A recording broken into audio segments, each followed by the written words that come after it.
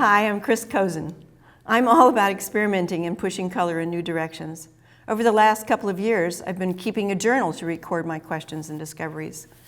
I use a variety of paper journals made for watercolor and mixed media, and I don't mind making mistakes in my journals since I'm not working to complete a finished painting.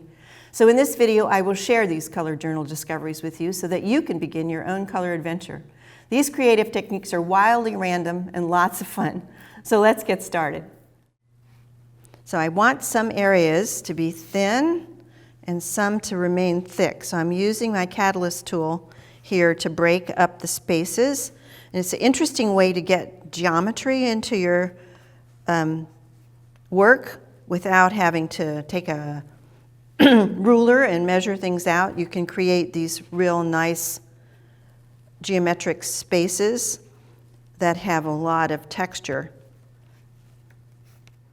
Even this little bit of double layers where I went one way and then took the knife and went a different way, you can see how it increased the intensity of the color with the second layer.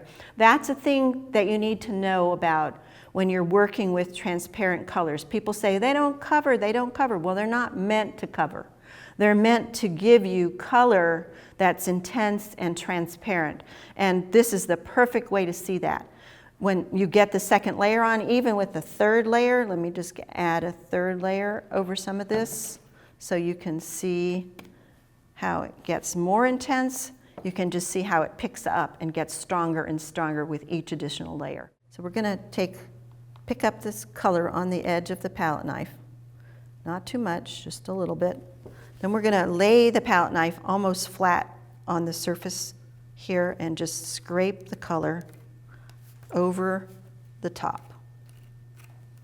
And you can see how those raised patterns just pop right out. Didn't get enough there. And because they're raised, I can pick up the raised pattern without having a lot of paint go on the bottom surface. It gives us a nice pop of color to call emphasis to that section and that additional pattern. So I'm going to take my darkest color, which in this case is the quinacridone burnt orange, and I'm going to wet it out a little bit, and then I'm going to brush it right over the surface. And you can see here on the leading edge of the water how the paint is drawing itself into the cracks and moving across the surface. I love that about crackle paste.